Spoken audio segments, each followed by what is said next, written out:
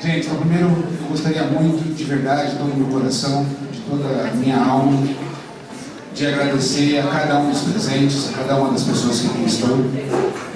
Agradecer a cada Pai de Santo, a cada Mãe de Santo que esteve aqui conosco e aos que falaram durante todo o evento. Especialmente por nós conseguirmos seguir rigorosamente o nosso cronograma. É muito difícil lidarmos com dirigentes em relação ao tempo. E o tempo era curto para os dirigentes falarem. Muitas perguntas, nós queríamos fazer a apresentação para mostrarmos esse lado, que o ponto cantado é uma palestra, é um ensinamento, é uma forma de nós nos encontrarmos com os orixás, com o Exu, com a pombagira. Então eu gostaria de agradecer o respeito e a forma verdadeira com que cada dirigente se manifestou na noite de hoje. Foi algo absolutamente encantador e eu tenho certeza que a gente tem estímulo para repetir a dose no ano que vem, se Deus nos conceder essas bênçãos. Que hajam mais encontros, para que o nosso reencontro da vida possa acontecer. Aos babas, às orixás, aos dirigentes, a minha gratidão, sabe?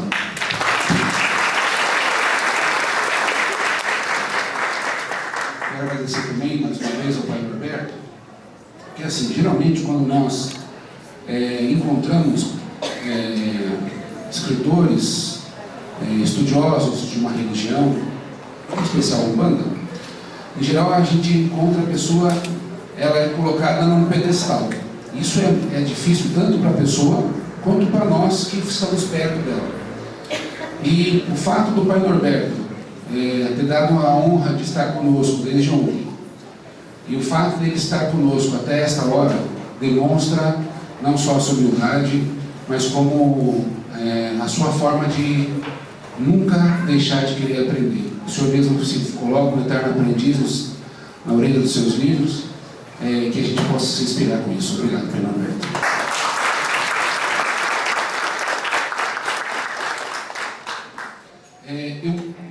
Quando eu pensei em fazer a conferência na Raiz da Umbanda, nós estávamos trabalhando com a ideia de trazer dois temas.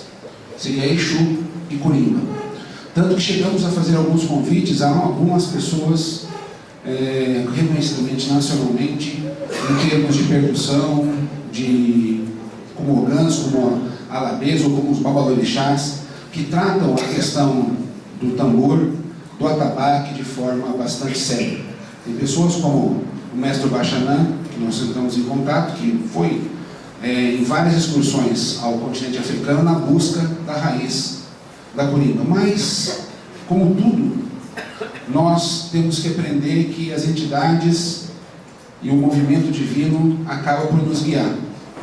E as coisas foram acontecendo para que o tema fosse exclusivamente Exu. Nada, e absolutamente nada, relacionado ao fundamento do Corimba deu certo. Nada. E, em tese, é muito mais fácil de encontrar pessoas que não falaram. Um tema que vai exercer muito menos polêmica do que Exu e Pombagira. E, curiosamente, foi um tema que a gente não conseguiu ninguém. Todos recusaram. Todos tinham um compromisso. O evento foi adiado 2 vezes. Nós íamos fazer em 3 de junho o evento. Depois, nós íamos fazer no final de junho. E o evento acabou acontecendo sem a nossa decisão final no dia 21 de julho, hoje, dia do aniversário do terreiro. Um dia depois, sem eu saber, fiquei sabendo isso hoje ou ontem, acho que ontem, né, que o senhor me falou. Ontem que a data limite que o Emmanuel, na espiritualidade do Francisco Cândido Xavier, falou que seria o momento em que os regentes universais falaram que se a Terra não der jeito, nós precisamos intervir. Né, que seria o medo de uma guerra planetária, de uma hecatombe nuclear, e isso poderia repercutir fora da Terra, então eles iam intervir no Brasil. Então eu digo que às vezes os caminhos a gente vai trilhar. Mesmo que não esteja pré-determinado, nada acontece sem uma causa. E essa causa será sempre a oportunidade que Deus nos dá para reencontrarmos Ele. Para mim, a grande questão da Umbanda é a oportunidade. Deus é o Senhor da oportunidade. Ele nos oportuniza vivenciarmos os nossos erros. Ele nos oportuniza vivenciarmos os nossos medos. Ele nos oportuniza aprimorarmos nossas qualidades. Mas nesse movimento de Deus, que oportuniza a cada um dos seus filhos e suas filhas, tem que ter um agente, tem que ter uma mão condutora. Tem que ter alguém que esteja próximo de nós, matéria encarnada ou mesmo matéria estalina, para que isso possa acontecer. De repente, colocar uma obra numa rua para você virar à esquerda e de repente se encontrar com alguém que você não via há muito tempo e dali sair a oportunidade de você servir a Deus, porque Ele vai te levar a um terreiro, vai te levar a um templo religioso. Quem que colocou aquela obra naquele dia, naquele momento, exatamente para você? Numa encruzilhada literal. Quem é que, de uma forma ou de outra, fez você lá, começando o seu desenvolvimento mediúnico, está incorporado com um caboclo, ou com um preto velho, ou com qualquer entidade, e de repente você está lá todo concentrado, respirando com aquela entidade, e a hora que você abre o olho, você vai dar um passo e fala assim, não acredito. Essa pessoa tem a coragem de vir no terreno. E há uma pessoa que você está com inimizade há tantos anos. E o caboclo fala assim, agora você vai aprender a amar. Quem é que criou essa oportunidade? Quem que construiu um elemento tão engenhoso que faça com que cada um de nós nos encontrássemos com o nosso destino? Nos encontrássemos com aquilo que vai fazer doer, sorrir, chorar, machucar, curar, mas que de todas as formas nos levará para estarmos mais perto de Olorum. Que força é essa que faz com que cada um de nós esteja aqui hoje diante de várias encruzilhadas do destino? Que força é essa que fez com que há 11 anos, na celebração dos 110 anos da Umbanda, pais e mães de santos se reuniram em Curitiba e no Brasil inteiro para se encontrarem e falarem de Umbanda? Não deu certo aquele encontro? Deu. Hoje tem pedaço do fruto. Daquele encontro estávamos eu e o Pai Marcos. Não deu certo a união. Deu, Pai Marcos? Não. Mas ela gerou frutos. Que oportunidades deram que no ano passado nós construímos a unidade? Que oportunidade Ele nos deu, mesmo com os pensamentos diferentes, de estarmos juntos novamente, lutando para estarmos unidos, como o Pai Norberto falou, da importância de, ou nós nos entendemos enquanto um corpo, apesar de diverso, porque meu corpo não é tudo dedo, não é tudo cabelo, não é tudo pele, não é tudo músculo, apesar de ter muita banha, o resto é absolutamente diverso. E essa diversidade, a gente não pode mentir, o Sr. Maravô fala, você não pode mentir, eu tenho que falar a verdade. Então, essa diversidade funciona. Meu dedo polegar opositor faz com que meu indicador eu consiga pegar uma caneta e escrever, apesar de ser uma letra péssima e horrível, mas ela, com certa tradução em dispensação farmacêutica, a pessoa consegue compreender o que está escrito. O que faz com que eu enxergue vocês? Apesar de eu precisar de óculos, senão eu não enxergaria nem o rosto da mãe viva aqui, mas essa diversidade que Deus me deu fez com que eu compreenda. Uma vez o Sr. Zé da Ladeira falou assim, você já percebeu que numa floresta não existe floresta de uma árvore só? Já olhou para a floresta da Mata Atlântica? Quantas espécies de árvores tem lá? Quantos macacos existem? Quantos símios existem? Quantos mamíferos existem? Quantos insetos? Você percebeu que não existe nenhum planeta igual ao outro? Você pode conhecer todas as estrelas do universo, sei lá, 4 trilhões de estrelas. Qual delas é igual a outra? Se Deus é o Senhor da criação, por que é que Ele não fez tudo igual? Se Ele não fez tudo igual, porque Ele ama a diversidade. Por que é que vocês teimam em querer todos iguais a vocês? Por que é que vocês teimam em passar uma pasta e fazer com que vocês gostem da mesma roupa, gostem da mesma música, gostem da mesma religião, gostem da mesma forma, gostem do mesmo sentido? Quando vocês quebrarem os olhos e observarem não mais aquilo que a visão exterior enxerga, mas buscar o conteúdo de libertação de várias religiões, vocês vão encontrar que a diversidade ela existe porque Ele entende que todos nós vamos voltar para casa. E Exu vai garantir que isso vai acontecer.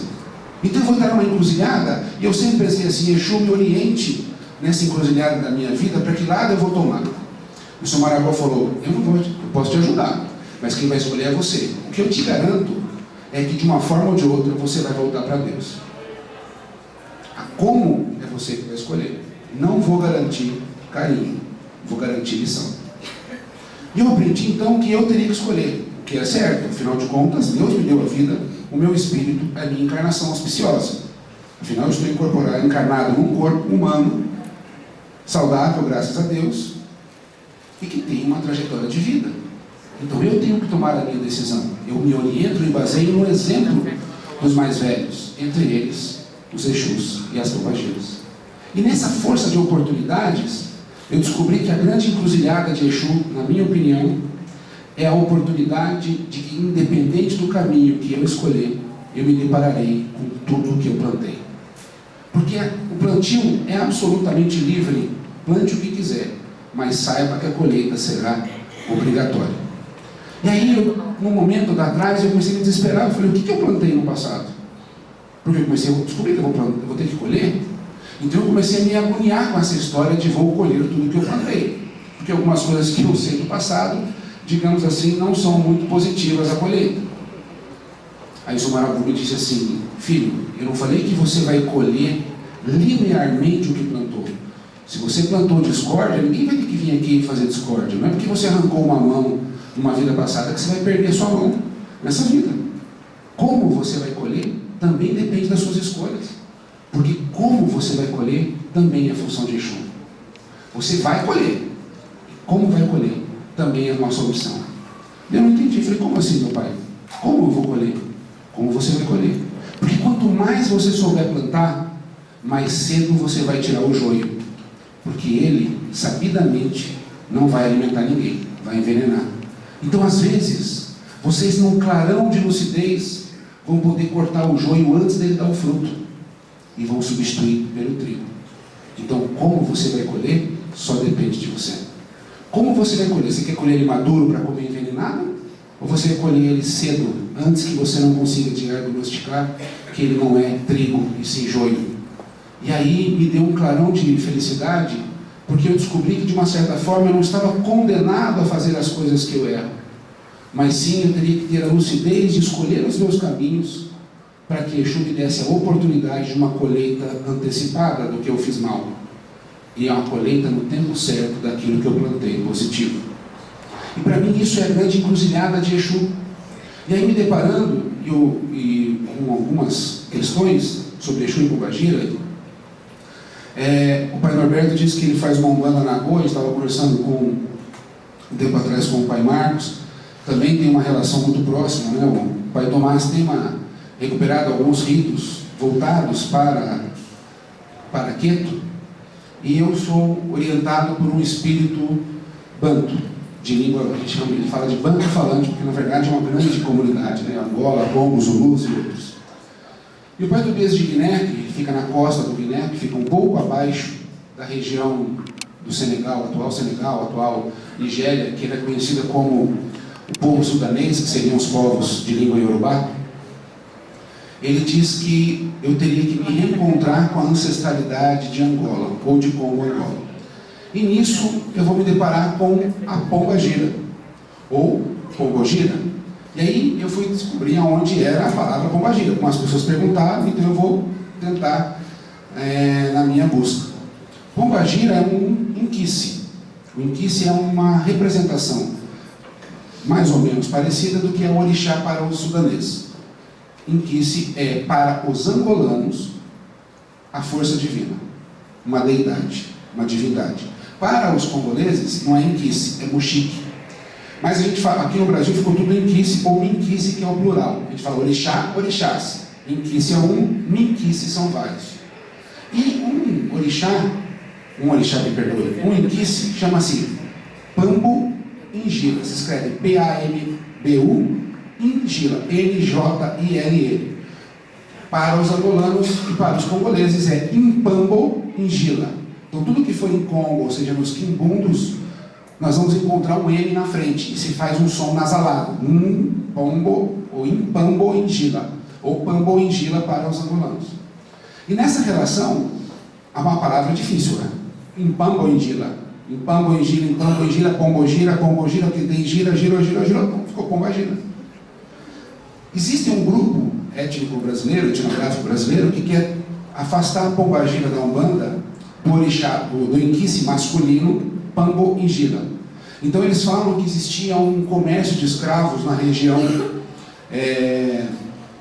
do Congo, chamada Pombo. Não Pombo no sentido de pássaro, mas uma região chamada Pombo, que significa território em Kikongo. Então, o nome dele, se não me engano, é Augusto, é um pesquisador, ele fala, a palavra pombagira vem de bombeiros, que eram os pombeiros, que eram as pessoas que eram escravizadas de pombo, e aí ficou como pombagira. Mas, no fundo, a Umbanda, por ser uma religião sincrética, de uma reinterpretação daquilo que forma a nação brasileira, entre elas as nações africanas, ele teve uma sabedoria absurda de trazer o orixá Exu e o inquice em Pambo Injila. E aí nós falamos pombagira. E nós dividimos Exu como uma entidade masculina e pombagira como uma entidade feminina. Mas de uma forma ou de outra, eles fazem a mesma função. Podem ser chefe de uma casa. Seja o nome de um Exu Marabô, seja a Dona Maria Padilha do 7% da Calunga. Ela vai ser dona, chefe da proteção, guarda dos Exus das pombagiras daquela casa. Mas na pesquisa que eu fiz sobre Angola, o que me maravilhou foi que em Pambo Injila ele é o dono da encruzilhada. E aí parece muito com Exu. Mas tem eu não vou falar em quimbundo, vocês me perdoem, apesar de eu tentar treinar, mas falha a memória. A encruzilhada para os bantus, especialmente para os angolanos, quem está no centro da encruzilhada é o dono do mundo. Então, quando eles fazem uma cerimônia, eles colocam lá, vão pegar a Mãe Fátima, vão colocar a Mãe Fátima no meio da encruzilhada. Naquele dia, naquele momento, ela é a dona do mundo. Porque ninguém vai a Zambi se não passar por ela. Então, a iniciação acontece na encruzilhada, porque na encruzilhada é onde você vai chegar a Deus. Então, para eles, a encruzilhada não é só um espaço mágico, mas é o espaço onde o ser se torna a ponte para o divino. Por isso, nada se faz sem Pambo Injila. Nenhuma situação dentro do candomblé de Angola ou de Congo se faz sem Pambo Injila. Porque se você não passar pela encruzilhada, você não chega a Lebadilê, você não chega a Mutalambu, você não chega a Incoci, você não chega a Matamba, que são minquices do candomblé de Angola ou Congo Angola. E interessante é que o universo tem um centro para os povos bantus, é a encruzilhada. Então a encruzilhada mística é o centro do universo. Daí eu, na minha reflexão, perguntando para o seu Marabô, eu falei, se é o centro do universo, aonde estaria Zambi, que seria Deus Ono? Ele fala, é justamente isso, meu filho. Ele não está aí, ele está além. Eu não entendi. Falou, quem veio antes de tudo existir? Deus. Ele é único e criado. Para os bantus, Zambi e Apumbo é único e criado. Então a gente ainda não passou pela encruzilhada. A gente só vai conhecer Deus quando passar por Pambo Injila. E aí se aproxima muito do mito da encruzilhada de Exu e Oxalá, que o pai Norberto falou para nós, deu uma versão. Uma outra versão que eu conheço, Exu estava fazendo seus trabalhos e Oxalá estava desesperado porque ele tinha que fazer os corpos humanos. E ele não achava material. Ele tentou com areia, tentou com fogo, tentou com terra. Nada dava certo. Ele estava... E toda hora que ele começava a ter uma inspiração... Oi, Oxalá, tudo bem? Rapaz, eu estou com um problema lá em casa. Não posso resolver agora. E ele está na função de criar o homem e a mulher. Exu olhou aqui e falou, mas não sabe nada dessa história, Oxalá. Parou na encruzilhada e falou, onde você vai? Aí ele veio falar com o Oxalá. Não vai não. O que você quer? Não, eu vim aqui fazer um pedido. Pode deixar aqui que eu levo para ele, porque ele está muito ocupado a criar um homem e uma mulher. Mas para que ele vai criar isso? Para dar trabalho para os orixás. Quem está muito sem trabalho, então a gente vai criar os homens. Vocês vão ter tanto trabalho que vocês vão agradecer aqui depois. Deixa aqui. E aí ele começou a juntar. No final do dia, ele catava todas as pedidos e falava, olha, tinha 214 pessoas que te pediram ajuda hoje. Dessas 214, 200 não vale nem a pena te falar. Essas 14 eu vou te entregar, se o senhor quiser eu executo. Ele não só selecionou, ele já deu o destino e depois ele aplicava durante a noite inteira a decisão de Oxalá. organizou. Oxalá falou, meu Deus, vou conseguir criar um homem e mulher. Ficou tão feliz que ficou bêbado, vinho de palma, folgou. Daí Exu foi lá e chamou o Batalá e falou, já que ele não vai, quem vai fazer o homem é você. Esse mito é meio complicado, depois eu quero falar sobre o Batalá, mas quando ele viu isso, o Olorum falou assim, meu, esse tal de Exu é muito esperto. Ele é muito esperto, e olha como a palavra esperto tem conotação dupla. Ele foi esperto, mas não teve a malícia no sentido de fazer a maldade, ele fez o que era certo. Então Deus falou assim, bate, tu agora será o primeiro para todo lugar. Não haverá nenhum orixá que vai receber direto pedido. Tu serás o homem que vai receber antes. E então Exu se torna o dono da encruzilhada da casa dos orixás. Para Oxóssi, para Ogum, Iemanjá, Xangô, Yansan. Ele estava lá. Aonde você vai? Meu filho, calma lá. O Exu está muito ocupado agora.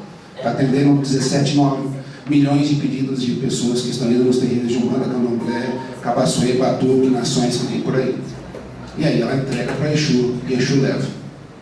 Então o encruzilhada se encontra uma encruzilhada da Ipambo e Gilo, do Exu. E aí tem um outro mito que me faz compreender essa função de Exu, que é o mito da criação. Contam os antigos babalaôs que todos nós vivíamos juntos. Oxalá tinha criado nós do barro de Nanã. Nanã empresta o barro, do barro será feito, mas faz um acordo comigo, o dia que ele morreu o barro retorna a mim. E estavam os homens, as mulheres, os orixás, os ancestrais ilustres, todos comiam, bebiam, dançavam, festejavam e viviam juntos. E nós, como somos muito inteligentes, sabidos, espertos, e sabemos demais as coisas, nós somos assim, para que a gente precisa de Deus? Para que precisa de orixá? Eu não vou mais entregar nada para algum, não vou entregar nada para o Oxóssi, acabou eles. Nós vivemos juntos, eu sou tão bom, tão esperto, tão maravilhoso, não vou usar a palavra que o Pai Francisco gosta de usar, que acaba com ástico, que eu não vou... Fodástico. Obrigado. Essa palavra. E aí, eu não vou fazer isso. Eu não vou fazer isso. E aí, Deus olha aqui e fala, eu não entendi, meus filhos viraram as costas para mim. Tudo bem, Deus foi lá e criou o Orum, um espaço dos perfeitos, ancestrais ilustres, orixás, e ele. Ninguém mais curava, o rio não corria, o vento não soprava. E ele ficou assustado, e foi falar com o Babalaô, falou, Babalaô, o que está acontecendo? Pelo amor de Deus, o que está acontecendo? Vamos consultar. E aí pede para o Orumilá, e o Orumilá, através dos oráculos, responde que vocês foram vaidosos, orgulhosos, egoístas, e se afastaram de Deus. Deus então falou, já que vocês não precisam de mim, eu vou construir o Orum. E agora o que a gente faz? Boa pergunta. Vamos rezar, fazer entrega, meu filho, vamos se virar, porque a coisa está complicada. Então os homens e as mulheres começam a tentar ofertar. E contam nos mitos que Oxum, compadecida dos seus filhos sofrendo, começa a chorar e fala, meu pai, por favor, eles são nossos filhos. Vamos ter piedade, vamos dar mais uma chance para eles. Talvez eles não entenderam a lição. Daí Deus olha para ela e fala, o que eu vou fazer? Eles já ficaram tão distantes de nós, que nem que eu quiser, eles me escutam. Então o Olorum, fazendo a sua reflexão matinal, decide criar um ser que poderia voltar a fazer a conexão dos homens e mulheres com ele, com os orixás. Então Deus cria Exu, o último a ser criado. A gente foi falar o tempo inteiro que foi o primeiro, mas ele também foi o último, porque isso que é um cara porreta, né? Ele foi o primeiro, Yangui, e é o último, que é o orixá da comunicação, o orixá das mensagens. E então, a partir daquele momento, o Aie, que somos nós, encarnados, e espíritos desencarnados, ainda presos ao ciclo do sofrimento da reencarnação, por favor, Deus, me escute. E então Deus cria por amor, por compaixão a nós, a oportunidade de regressarmos para a nossa casa. E esta oportunidade chama-se Exu. Então Exu passa a ser aquele que vai ligar o homem a Deus. E quando a gente pensa isso, a gente pensa em fala. Exu, você fala para Deus, por favor, que eu estou precisando de dinheiro? A gente tem essa ligação na hora, não tem? Que é mensagem. E a mensagem não é essa. A mensagem é: o que é que você precisa passar na sua vida para merecer a chave do Urum? Que coisas vão acontecer no seu dia para você chegar no Urum e estar com a chave de São Pedro lá, né, Norberto? A chave de Bará, e abrir a porta, e Oxum com seu sorriso, suas lágrimas.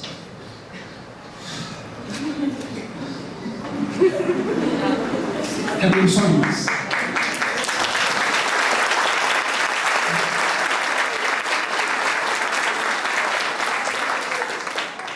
Oxum nos abrir as portas e dizer: seja bem-vindo de volta à sua casa.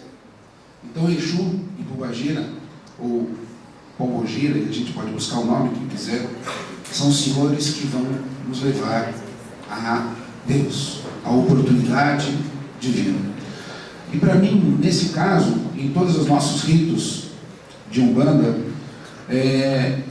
quando comecei a Umbanda em 1986, Pai Jackson, eu aprendi assim: você tem que ser amigo dos pretos velhos e temer ferozmente Exu. Mas tema. Mas tem que temer tanto que, se você olhar para cima, vai acontecer uma desgraça na sua vida. Eu não podia falar Exu no terreiro. Se eu falasse Exu, eu apanhava. Levava a varinha, você vai falar lá na casinha dele, que é lá fora, perto da porta, para não me incomodar. Tanto é que existe até hoje, né, Capitão Flávio, uma frase lá nos terreiros que eles fazem assim: Xoxô, aluvaiá, xoxô. Ou seja, vai embora aluvaiá, que é um dos termos para Exu no povo banto. Expulsa, vai embora. O pai Marcelo não falou? Despacha Exu. Então eu comecei nisso e falei, mas achava aquilo estranho, era absolutamente paradoxal dizer que aquele que guarda a minha casa é o mal. Eu falei, não dá certo isso. Deus é todo poderoso? É. Os orixás podem tudo? Podem, mas quem guarda a tua casa é o mal. Eu falei, não, mas, pelo amor de Deus, tem alguma coisa errada. O senhor Aragô falou, vá na função. E aí eu começo a pensar, quais são as funções de Exu? O Pai Norberto vem e dá os atributos, não dá? Qual daquelas funções cabe num ser maligno? Qual daqueles atributos você entregaria para uma pessoa que é um facínora? Pensa no seu filho, no seu marido, na sua esposa, no seu companheiro, na sua companheira. E fala assim, eu vou deixar ele aqui com o traficante que matou 214 a foice. Ninguém com sã consciência fazer isso. Então Deus vai. Então aquilo não casava. E eu comecei a buscar. E aí o Maracó falou, vá na origem do preconceito. Aí o Pai Norberto vem e fala da questão da aculturação, que é tirar a cultura dos nossos ancestrais africanos, afrodescendentes. Mas olha como os jesuítas eram inteligentes. Eles estudaram, e um deles foi Frei Boaventura, e ele tem um livro muito infeliz, diga-se de passagem, em que ele relata o culto da nação Iorubá. E lá ele fala assim, por que Oxóssi pode ser São Jorge ou São Sebastião? Por que Oxalá e Jesus Cristo têm ligação? E ele vai fazendo.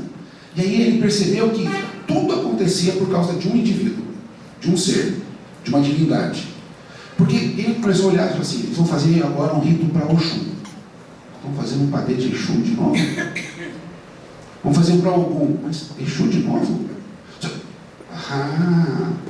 Exu para eles é o Espírito Santo, que é o Deus em movimento para os seus filhos. Deus Pai e manifesto. Deus Filho é aquele que veio. E o Espírito Santo que liga Deus aos nós todos. Falou, se eu acabo com o Espírito Santo, acabei, não existe mais ela. Então eu vou enfiar ele com o diabo e eles vão começar a temer. Aí chega para o Iorubá e fala, Exu é o demônio, é o diabo. E eles, o que é isso? Demônio é um ser maligno. O que é isso? Pensa assim, se você fizer coisa errada a sua vida inteira, Deus vai jogar você no colo do capeta e ele vai te esfolar até você aprender. Entendi, então ele trabalha para Deus. Ele ajuda as pessoas que fazem o mal a se corrigirem. E na cabeça deles era inviável o opositor, porque se ele é todo poderoso, quem é que pode com o todo?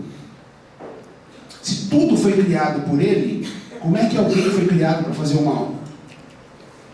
Porque para eles a maldade é humana. Nós somos malignos. Nós viramos as costas dos orixás lá atrás e hoje continuamos a fazer. Por isso, para eles era sem sentido nenhum falar Lúcifer, diabo, capeta, o nome que a gente quiser dar, porque ele não tinha significado dentro da cultura deles. E por isso, no início foi aceito, porque não fazia sentido. E logo depois vira a câmara para o céu. E logo depois, alguns dos nossos ancestrais, com medo, porque não é fácil, gente. Vamos pensar assim, você apanha todo dia. Todo dia você fala que você não tem alma, porque a gente não pode esquecer que os nossos ancestrais não tinham alma. Então você tem que catequizar. Já que não tem alma, vai catequizar o quê? O corpo, vai morrer mesmo.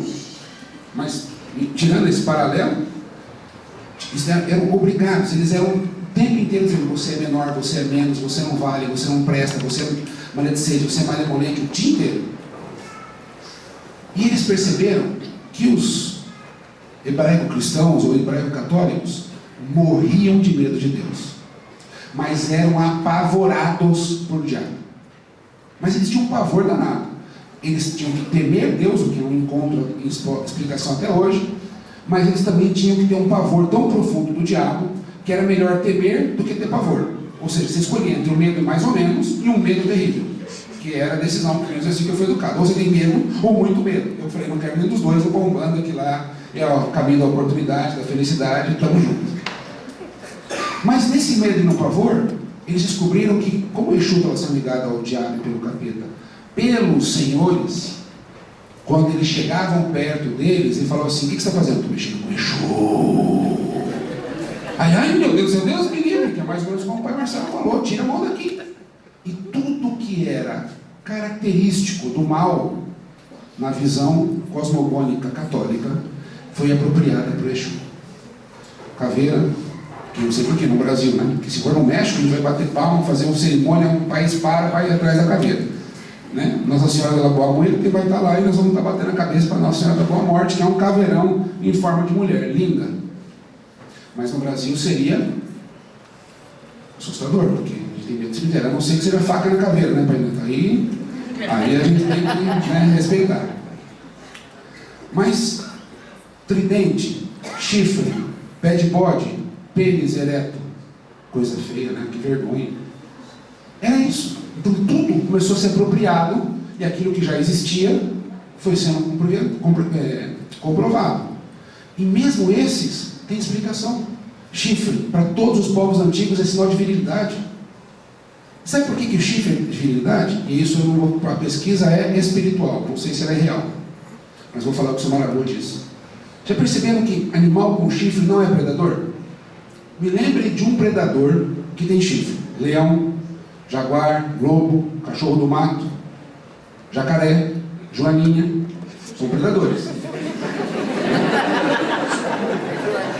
Por incrível que pareça, a joaninha é o maior predador do meio ambiente.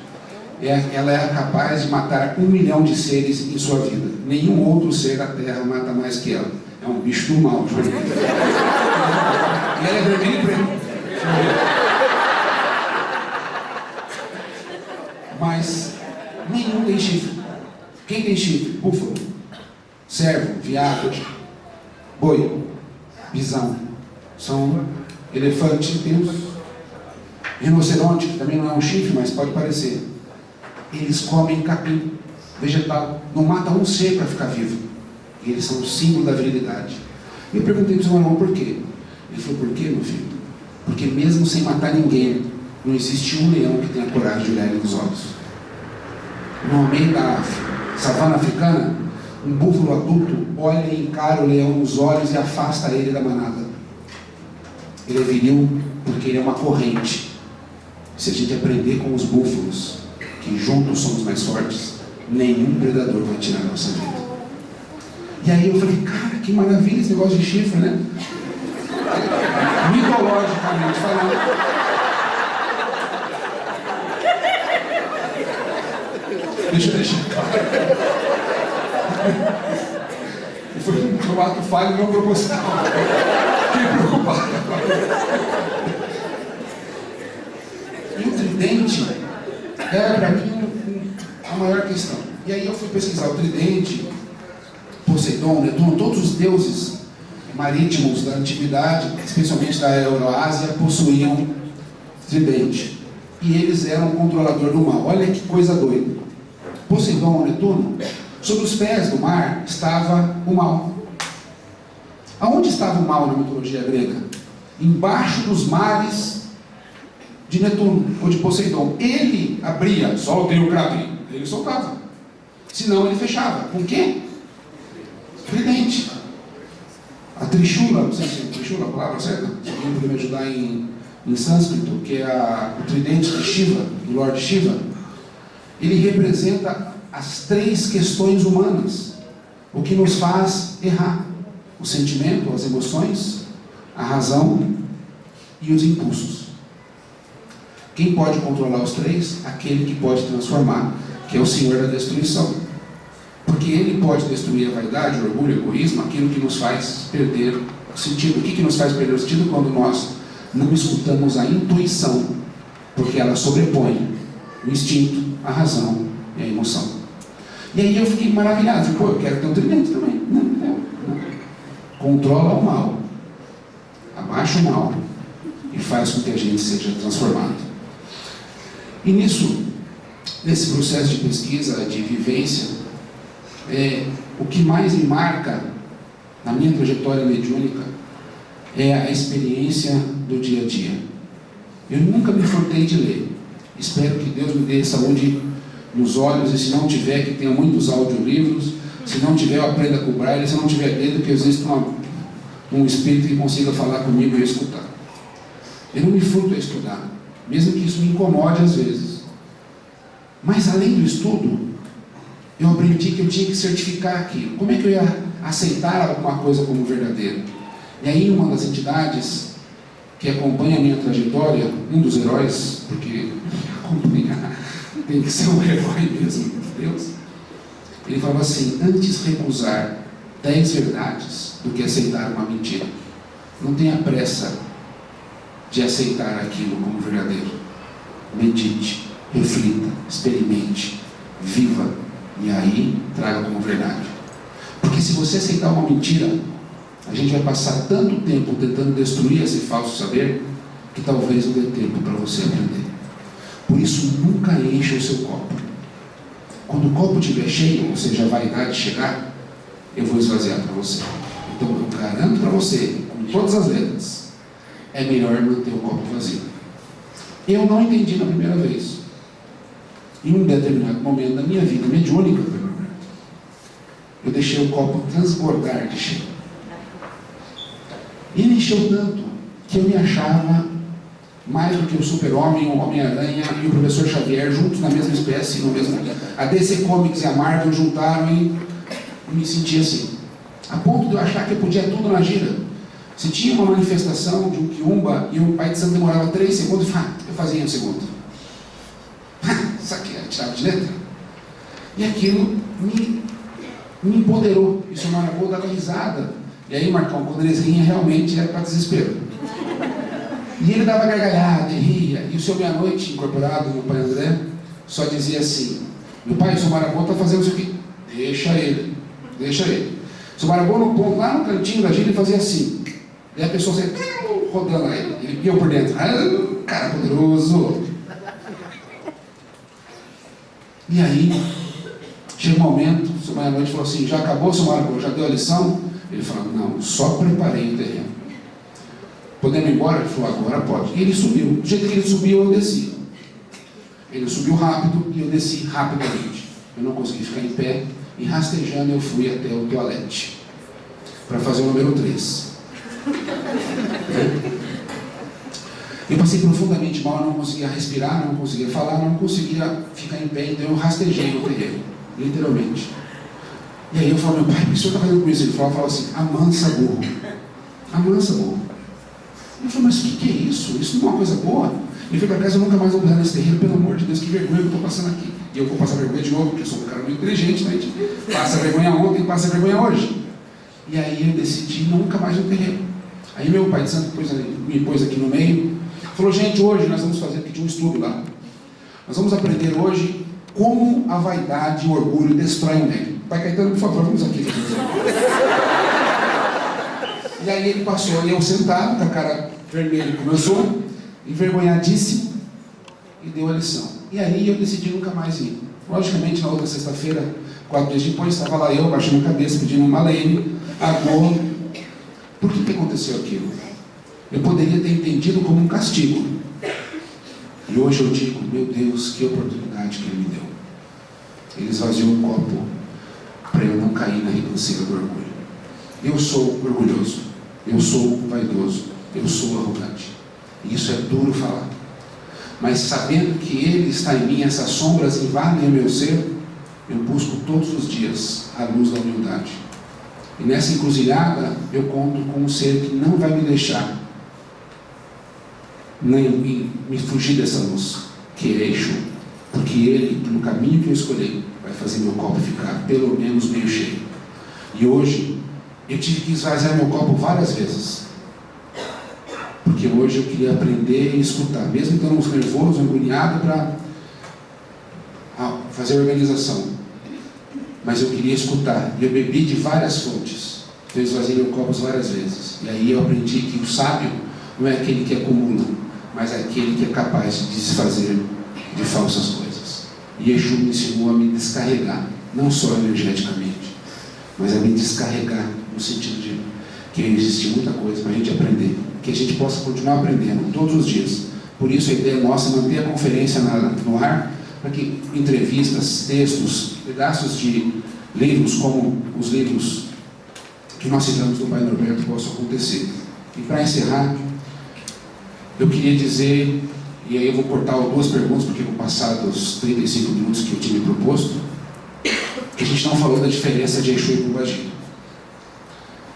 O Sr. Marabou diz o seguinte: Exu e Pombagira são aqueles que trabalham na luz, mesmo estando nas trevas. E aí ele diz assim: você aguentaria manter a sua índole absolutamente transparente, o seu caráter ilibado no meio de bandidos? Se todos à sua volta roubassem, matassem, fizessem o mal, você manteria a sua posição de ser ético? Sim ou não? Ou a gente ia falar: você é o único pobre, o único que passa fome, o único que passa frio, e todos ao seu lado estão comendo bem, vivendo bem, estão com cobertor, mas eles roubaram, são corruptos. Você vai ser corrupto ou você vai ser honesto? Será que a gente aguenta uma vida inteira assim? Eles aguentam, só que a vida espiritual. Então alguns têm 1000 anos, outros têm 2000, outros têm 3000, alguns têm 100 anos, mas que seja 10 anos. Será que nós teríamos a conduta ética e moral suficiente para vivermos nesse meio e não titubearmos em fazer o que é certo? Difícil, para mim é muito difícil. Por isso eu respeito Mojubá aos Exus e às Pombagiras. Para a nossa casa, Exu e Pombagira tem diferença? Tem, e são os únicos que tem. Caboclo e caboclo faz diferença? Caboclo é Jurema e caboclo do Pinambá. Vó Maria, pai João. Faz diferença? Não. O gênero é absolutamente mesmo, porque a gente tem que cair fora do gênero binário, mas esse é um assunto para uma outra oportunidade. Mas tem diferença nenhuma. Exu e Pombagira tem? Tem. Exu é o masculino universal. E Pombagira, ou Pombogira, ou Ipapongira é o feminino universal. Por quê? Porque eles manipulam a matéria. E como o Pai Norberto bem disse, muitos de nós aprendemos a manipular a matéria em vidas passadas e caímos no precipício. Deus é tão perfeito que agora, para mexer na matéria, a gente pede para as crianças trazer os elementais. Exu sozinho não faz nada. Pombagira sozinho não faz nada.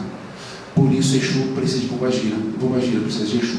Perceberam quantos pontos tem mulher de 7 maridos, homem de 7 mulheres? Esses pontos trazem para a nossa casa, para a nossa compreensão, que cada Exu de trabalho tem 7 Pombagiras nas 7 linhas da Quimbanda, ou da Umbanda. Então eles vão atuar juntos para acontecer a materialização, desmaterialização, ou o que for necessário. Então o seu Marabou vai trabalhar sozinho? Nunca. Serão várias mentes pensando junto. Então, para nós, o masculino universal, representando muito mais do que a questão sexual, de gênero ou de orientação, são os Exus E o feminino universal são as pombagiras. Por isso, ao incorporarem Exu Pombagira, a pombagira dá o aspecto do feminino universal. E às vezes nós confundimos com outras coisas. Porque o que incomoda a sociedade moderna? Uma mulher poderosa. Então, a mulher poderosa, ela tem que ser alguma coisa errada. Nós não conseguimos baixar a cabeça para a mulher poderosa. Nós não aguentamos ver a mulher poderosa. E aí a pombagira tem que ser prostituta, dona de cabaré, mulher de vida fácil. Porque todas as mulheres que lutam por si são isso. Porque há 30 anos, se ela quisesse ser atriz, ela era vagabunda. Se há 20 anos ela quisesse sair de casa para trabalhar, está desonrando a família. E a pombagira carrega a nossa misoginia. Ela é poderosa sim, mas ela não tem nada disso.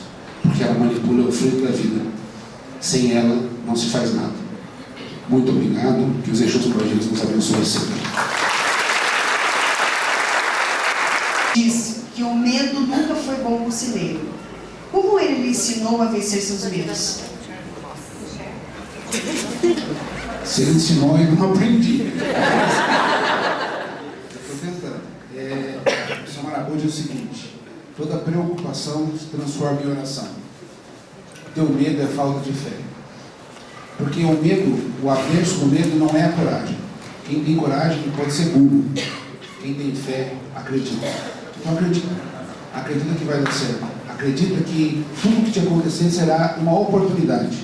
Deus fala: meu pai, se acontecer uma coisa ruim, que ótima oportunidade para você aprender. Pai, se eu morrer e ficar no umbral, que ótima oportunidade para servir. Meu pai, se eu estiver no inferno, ótima oportunidade para converter os diabinhos. Não se preocupe onde você vai estar nem como vai estar, mas em como você vai poder servir a Deus. E aí o teu medo vai sumir, porque você vai ter tanto para fazer que você vai esquecer de que o medo é teu companheiro.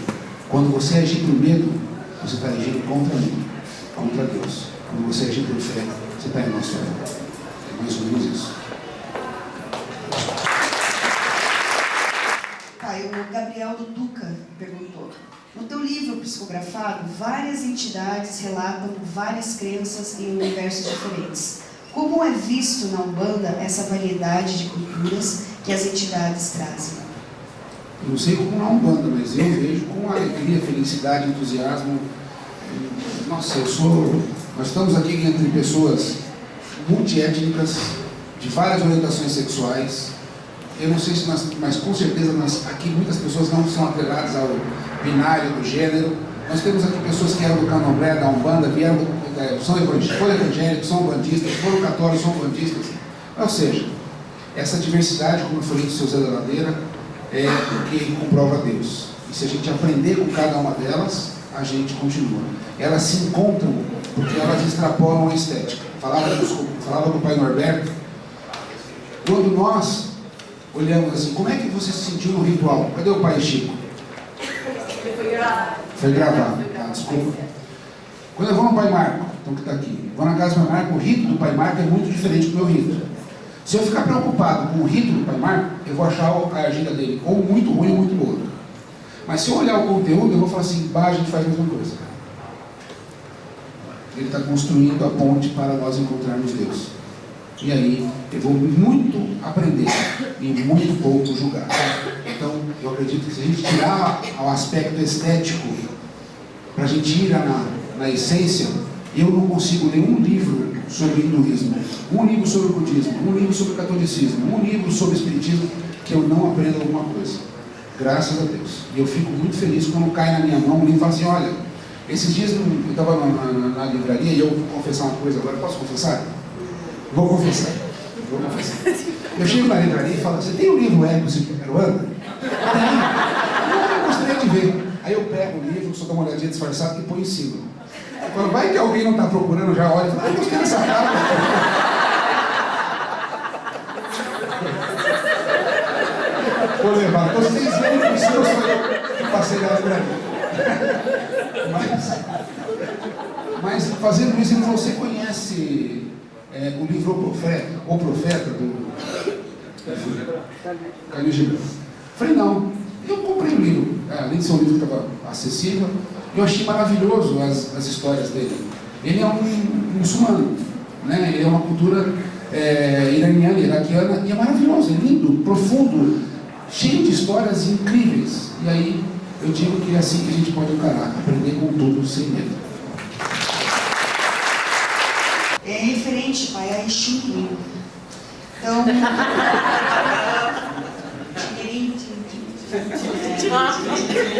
qual a sua opinião quanto a Exu-Mirim e qual a sua função? Então nós temos uma semelhante, Senhor Exu-Mirim representa o fim, Exu e Pombogira representam o quê? Ainda dá tempo de ser pergunta. Quem fez essa pergunta, por favor, teu nome, endereço. Foi a Briana e o Douglas do lado. Ah, obrigado.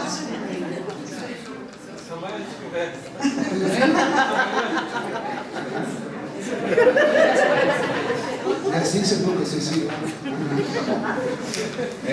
Assim, Exu-Mirim, para mim, ainda é o mistério mais recente, de certa forma, tocado no meu mediunismo, na minha pesquisa.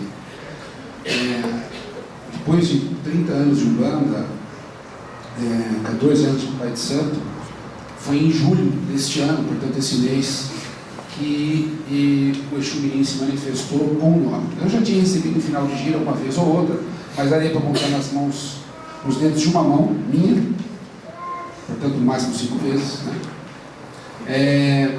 Que eu recebi, que eu me aproximei de Exu-Mirim. Então assim, não é só incorporar, porque eu acho que nós temos que transcender apenas essa manifestação, né? Intuitivamente, na proximidade, nos meus sonhos, nos meus doamentos, enfim, todas as maneiras em que nós nos comunicamos com o astral. E ele vem, se manifesta e dá o nome de Exu-Mirim, Tilim, Tilim, porque a corrente faz assim. Ele pega uma corrente e faz Tilim, Tilim, Tilim, não tenha medo de mim, eu só vou ser o seu filho. Fala isso. Tranquilo, básico, calmo. E aí ele é extremamente provocativo. Eu acho que a grande questão do Exu-Mirim é a provocação. Ele provoca a gente a pensar e refletir. Primeiro porque nós somos quadradões, né? Muitos quadrados, pessoas ainda enfiadas numa ética católica do pecado, então a gente tem muita ligação com o pecado. E para mim o pecado não existe, né? É uma fé que liberta, não é uma fé que faz a gente se machucar. Mas ainda assim o nosso âmago está ligado à questão bem, mal, ou melhor, ser bom e ser ruim. E ele fala que ele não é bom, mas ele faz o bem. E aí? Então o Exu-Mirim para mim sempre teve uma característica que é o seguinte: ele é uma grande vassoura astral, e que quando, vamos supor que todos nós estivéssemos aqui numa gira, vocês todos fossem assistência e mesma corrente, e todos estavam com uma vida muito atribulada, difícil, com formas de pensamento. Então cada um de nós desejava o mal de alguém, então a gente cria formas de pensamento. Muitas larvas astrais, ou seja, impregnações do nosso astral estavam conosco. E aí as entidades foram limpando a gente e ficou aquele monte de sujeira, entre aspas, no terreno. O que nós vamos fazer com aquela matéria? Porque nada, nós não criamos nem destruímos, nós transformamos. Quem cria é Deus, quem destrói é Deus. Portanto, nós apenas temos o direito de transformar. Nós, enquanto espíritos, seja ele encarnado ou desencarnado. O que nós vamos fazer com aquela matéria? E aí Exu-Mirim para mim é o desagregador. Ele desagrega as partículas que fizeram aquela forma de pensamento. Ele vai separar, isso aqui é elétron, isso aqui é próton, isso aqui é nêutron, isso aqui é quartzo, isso aqui é neutrino. Então ele vai destruir, entre aspas, ele vai fazer com que haja a matéria primária de novo e ela possa ser usada por qualquer outra entidade para fazer o que Deus mandar. Então para mim sempre foi Exu-Mirim a questão do vassourão, uma energia que captava essas energias densas e as transformava. E de alguma maneira a gente tem que pensar que reciclar, reduzir, reutilizar é uma coisa muito importante, né? Na vida, como um todo, ambientalmente falando. E talvez em espírito também. O nosso espírito tem que ser reutilizado, que é o que a gente faz nas reencarnações, reciclado quando nós temos algumas transformações, algumas deficiências, algumas síndromes que nos fazem privações, como não enxergar, não poder andar, enfim, outras coisas. E às vezes nós temos que reciclar, reutilizar ou, como fugiu de verdade, Reduzir? Reduzir. Obrigado. Então a gente tem que reduzir. E talvez Exu Mirim tenha uma tarefa de reduzir aquilo que já não dá mais para reciclar, nem para reutilizar. Mais ou menos é isso. Eu prometo, eu pedi até para o Pai Norberto aqui no Boca Orelha, né, Pai Norberto? Falei para o Pai Norberto para ele elucidar a gente isso num vídeo ou num livro. Ah, por favor. Por favor. Por favor, por favor. Tá bom. O senhor falando, o senhor pode falar daí, da sua casa, deixa eu fazer. Pai Caetano, você estava falando ali, me veio uma intuição, né? Por que Exu Mirim é o fim? O fim é nós nos tornarmos criança. Porque quando nós nos tornarmos criança, nós entramos no reino de Deus e não reencarnamos mais. Exu Mirim vem na forma de criança para nos mostrar o fim, que é nós nos tornarmos crianças. Então, encerrando, existe algo que Exu faz que Pombogira não faz? Acredito que não. Eu vou, com isso, responder da seguinte forma. Quando eu comecei na Umbanda, e eu descobri que eu servia a Somarabô, uma médium muito antiga falava assim: ah, Somarabô é ótimo para conseguir dinheiro. E eu comigo pensei, só para os outros. E aí eu pensava assim,